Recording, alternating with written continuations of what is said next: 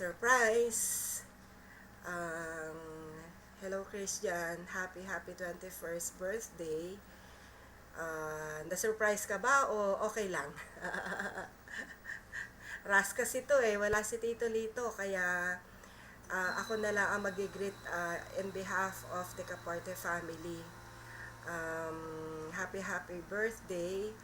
Uh, Malayo na yung narating mo, malayo na yung natakbo ng buhay mo.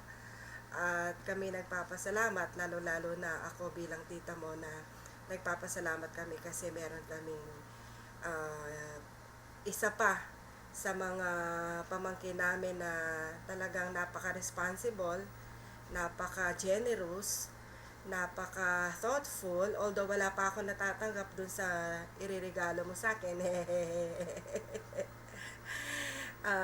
Pero yung gift mo sa amin, mula sa amin ni Tito Lito tsaka ni Shen, malapit nang dumating. Mga ilang araw na lang, makakarating na rin.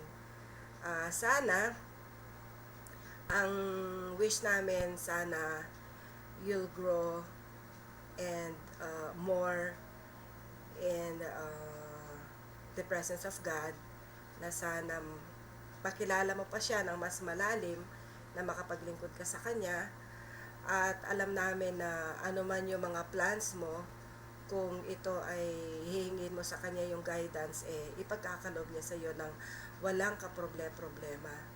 Basta magtiwala ka lamang sa Kanya. At alam ko rin yung mga buong family mo, I mean yung mama, papa mo, yung mga kapatid mo, ay napaka blessed nila to have you as one of their siblings. So happy birthday. Enjoy mo lang yung birthday celebration mo, at alam ko na marami ding magi-enjoy at marami din natutuwa na meron silang isang nakilalang Christian sa buhay nila.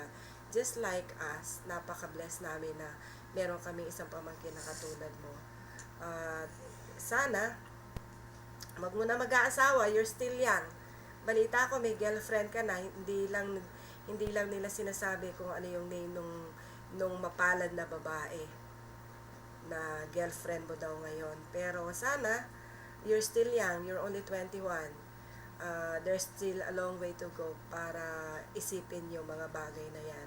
Basta ngayon, enjoy mo lang yung pagiging single mo, enjoy mo yung pagiging bachelor mo, at yung when I say enjoy, hindi naman yung enjoy na ginagawa ng mga nasa mundo. Yung enjoy, mag-enjoy ka na naroon pa rin yung merong pagkatakot sa Panginoon. Okay? At alam ko marami kang mga talents na pwede mong gamitin para ipaglingkod din sa Kanya.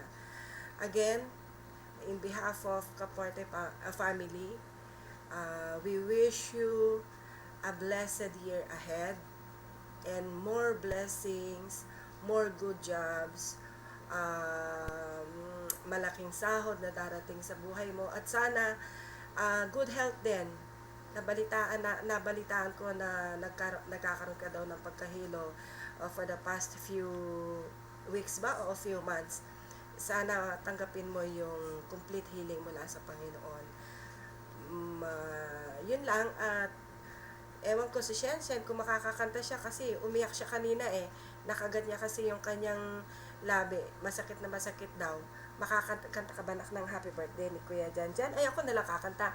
Happy birthday to you, happy birthday to you, happy birthday, happy birthday, happy birthday to you. Happy birthday, we love you.